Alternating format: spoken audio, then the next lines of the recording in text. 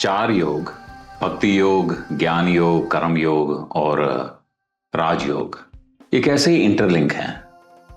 आज ही एक रियलाइजेशन हुई जब एक दोस्त से बात कर रहे थे। भक्ति योग हमें प्रेम सिखाती है। भक्ति योग हमें अवेयरनेस के साथ किसी चीज को देखना सिखाती है। और जब हम किसी चीज को उस भक्त की तरह देखते हैं, वो चाहे बिजनेस हो या कोई भी चीज हो, जब पूरी अटेंशन अवेयरनेस उसे देते हैं तो वहां से हम कुछ सीखते हैं और यहां से ज्ञान आता है। तो भक्ति योग से हम ज्ञान की तरफ मूव करते हैं। जब ज्ञान आता है तो हम उस ज्ञान को अर्जित करने लगते हैं। मगर ज्ञान का मेन कर्म क्या है? ज्ञान अगर आ रहा है तो उसका करना क्या है? करना क्या है?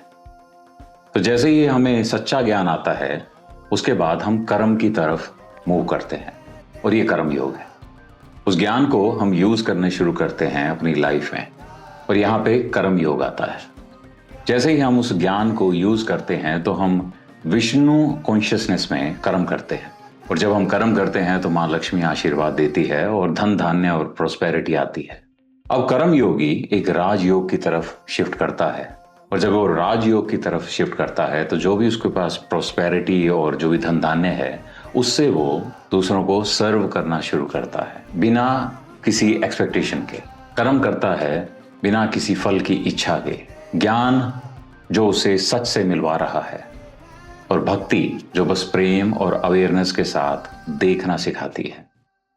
And this is how these all are different levels of self mastery, understanding the self, आत्म ज्ञान के लिए। और अगर उसी आत्म ज्ञान को समझना चाहते हैं तो हम सेल्फ मास्टरी जर्नल लेकर आए हैं for those people who wants to work on themselves. If you're interested in this, then drop a comment, a message, Yodha, and our team will connect to you. Keep shining. God bless you. And this was a beautiful realization I thought I share with you guys. भक्ति योग, ज्ञान योग, कर्म योग और राज योग किस तरह से हमारी ही कॉन्शियसनेस की अपग्रेडिंग है।